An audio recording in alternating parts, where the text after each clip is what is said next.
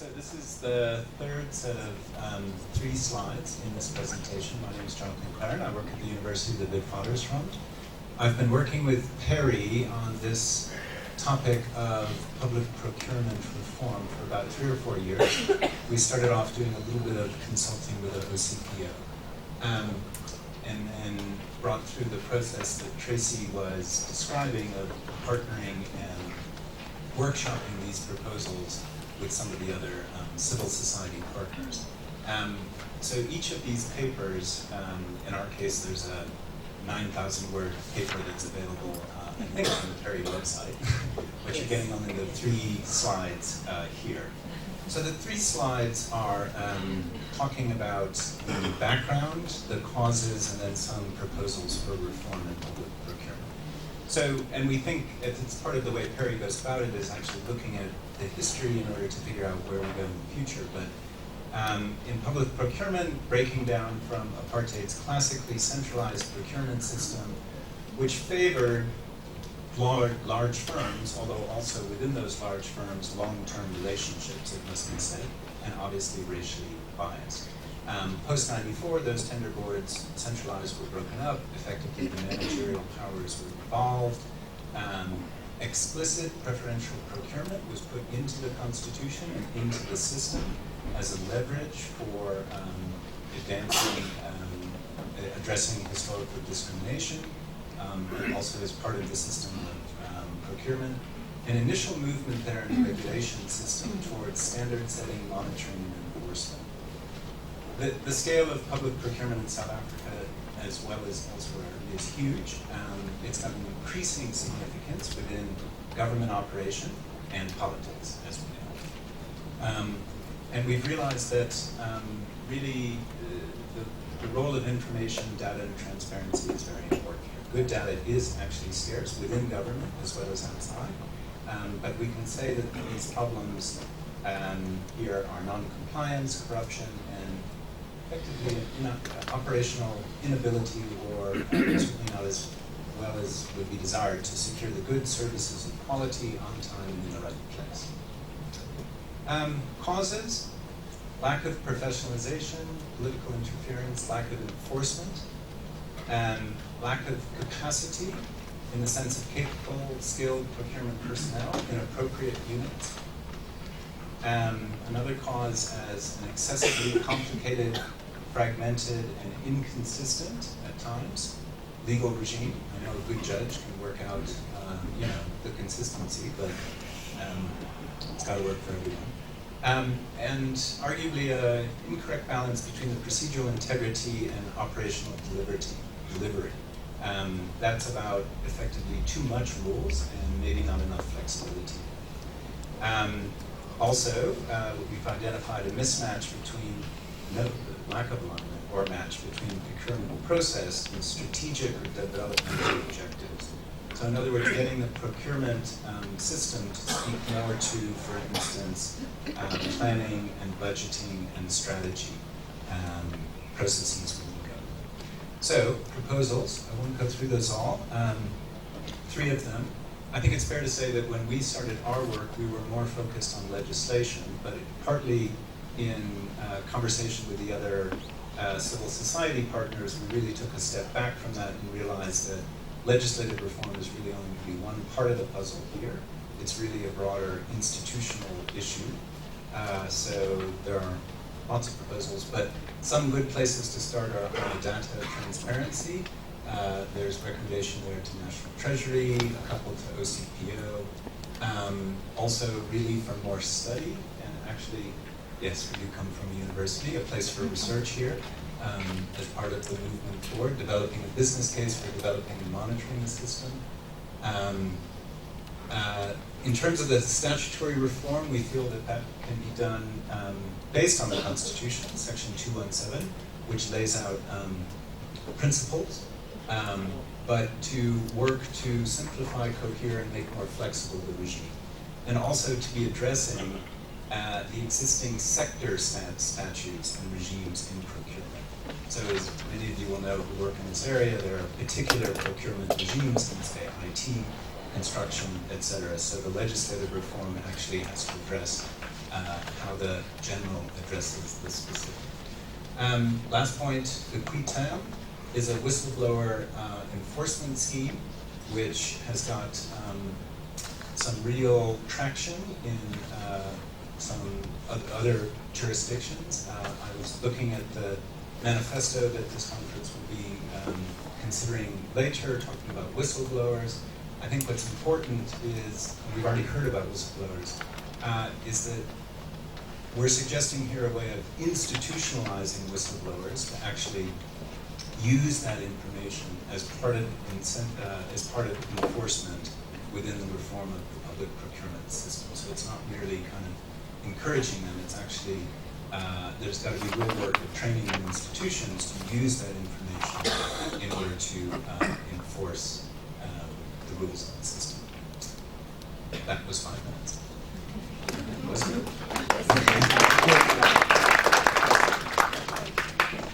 All of the papers will be on the PARI website by the end of the week, so please I encourage people to go and have a look, download them and read them. Right, Zani is now going to organize the facilitated panel discussion, so I'm going to hand over to her. Thank you to my colleagues and good afternoon everyone. I'd like to invite and introduce Mr. Xolile George, as well as Deputy Minister John Jeffrey.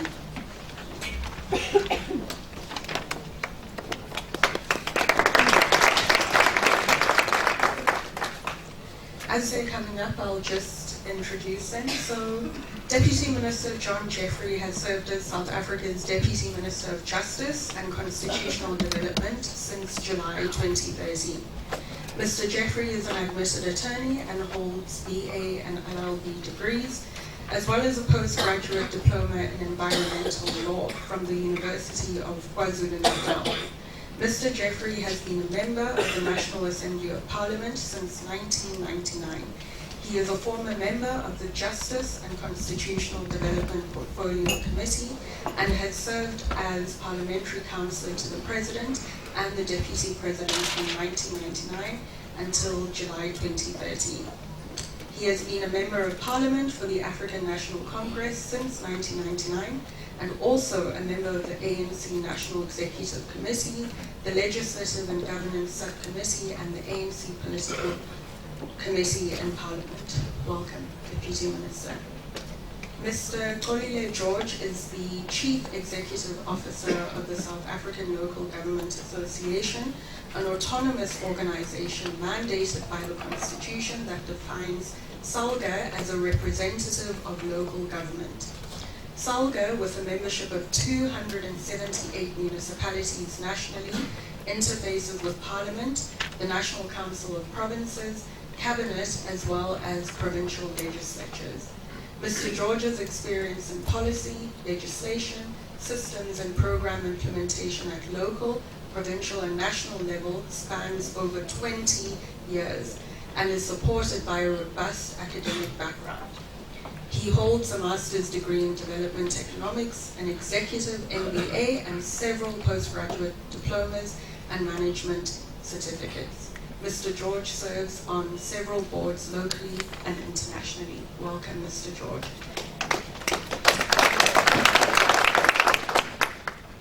I think we should start with a reflection on the presentation that we've just had. So I'll start with you, Deputy Minister. What initiatives are there in government to address some of the proposals for state reform that have just been presented? Thanks very much.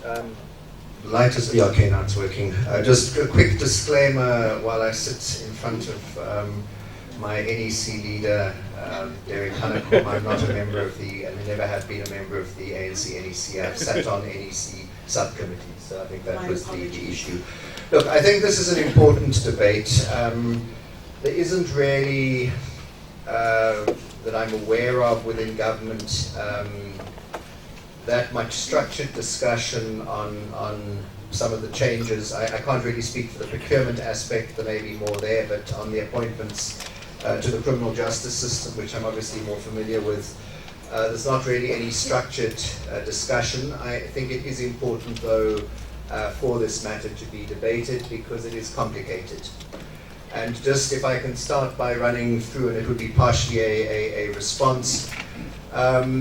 In '94, and I was in the KZN provincial legislature, but I think there was a tendency from both the legislatures and Parliament to more carefully prescribe the powers that ministers had over appointment. And so you saw Parliament being given a role in the appointment of boards and bodies that ministers normally would have just appointed on their own.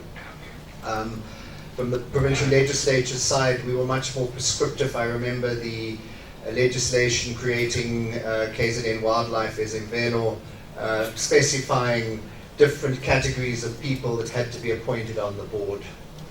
I think firstly with Parliament, it was probably not necessary for Parliament to play a role in some of these more minor structures.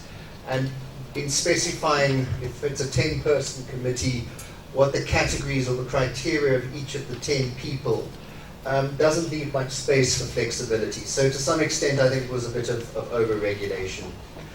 On the issues of the appointment in the criminal justice system, I'm speaking a bit longer, is that okay? Yeah, okay. I mean, the law is basically open. President appoints generally, fit and proper person. It's very broad. Let's take the National Director of Public Prosecutions. Every NDPP, apart from the current one, was just appointed by the President without any process. In the beginning, the first 1, 2, 3, 4, the first 4 were not members of the prosecuting authority and had no experience. It was only then, in the case of Sean Abrahams, that you had somebody who was within the prosecuting authority. And what was interesting with the current appointment, I think all the people interviewed, I think, were either in the NPA or had been in the NPA. So just indicating that as a fact. I mean, obviously transformation needs were different in the beginning. But I think the process for the appointment of the NDPP is in a sense turned out to be a model of I think, best practice. The one change that was not envisaged, and I'm looking, but he's not looking at me, at Mr. McKinley here, over there, was the public participatory process, or publicizing publicizing the interviews. When Right to Know brought that application, the President, as far as I recall, did not oppose it, and I think it was quite a useful element.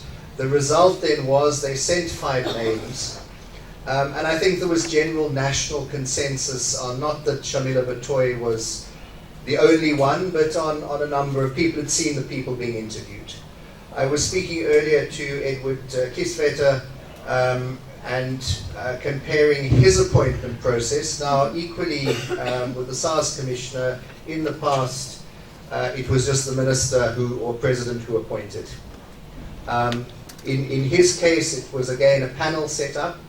The difference, though, was, Dale, was that there was no public. The public couldn't see the interviews. So hence, he's got problems of EFF saying, no, this was a conspiracy, a cabal. Nobody, as far as I have heard, has said anything wrong about, or that there was anything untoward in the appointment of Shamila Batoy. And I do think the public being able to see the interviews was important.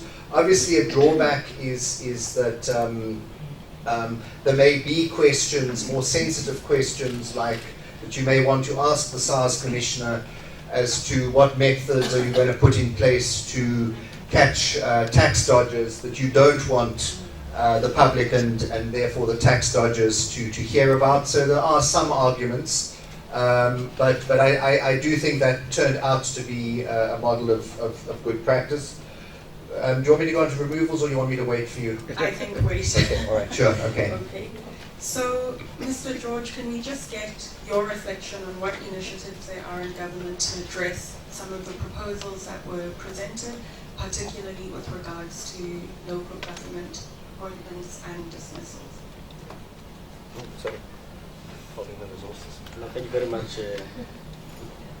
Thank you very much, Madam Facilitator. And good afternoon. I think on my side, looking at the presentation around proposals to strengthen the recruitment processes, management processes, and how the political leadership interfaces with the administration, they are quite commendable, all of them.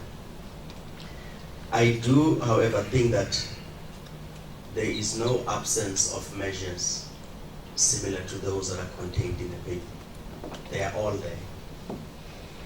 And what perhaps is lacking is strengthening on the area of professionalization of the institutions in terms of municipality, processes, the recruitment of people, because there is stated intention what to look at and versus what comes into the organization. There's quite a lot of challenges around that at a municipal level. And I think one of the areas that are outlined there, I will cite 3 examples. Around 2010, there was a very comprehensive review of the state of local government. And many of you who may be in the government and general civil society, perhaps you would know there was a report called Local Government Turnaround Strategy. And it covered quite a whole range of areas that complicate governance and government at municipal level. And one of the key areas that it proposed was around areas of reforms that must be done around legislation that governs how a municipality is run. And it's normally referred to as a Municipal Systems Act. So 2011, there was an amendment that was quite comprehensive around what are the minimum requirements for anyone to be employed as managers in particular, what are the disciplinary process to be done, who must be involved and how the process of recruitment must be done, and the oversight around those areas, including remuneration systems and performance system. So a number of regulations, 2012, 2013, 2014, were all introduced.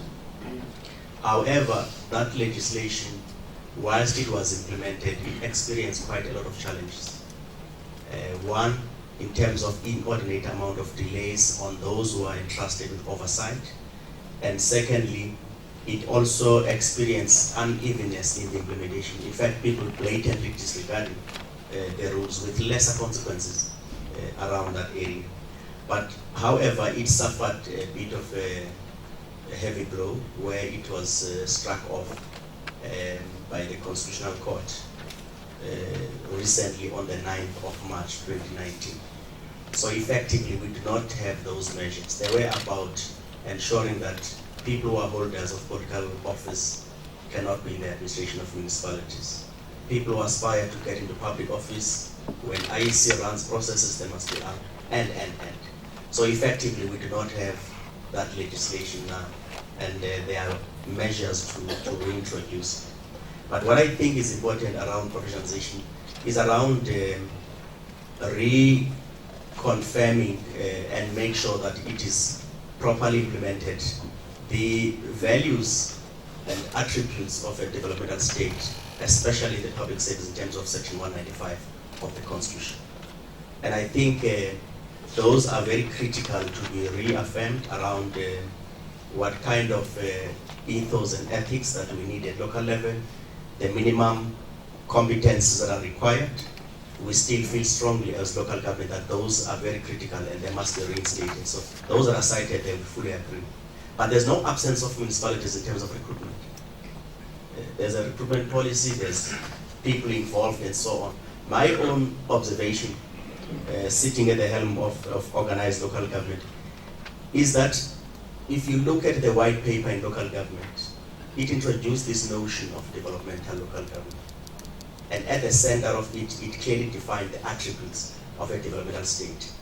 And one of the distinguishing features of local government is that in its own construct, it is defined as involving the community, the administration, and the political arm.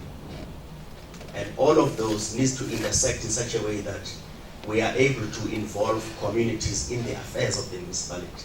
But if you look at legislation that was passed after the white paper in local government 1997, essentially they only enforce one component, the participatory democracy, in terms of how people will choose leaders, and also on the municipality, on the consultative part when you develop planning, integrated development plan.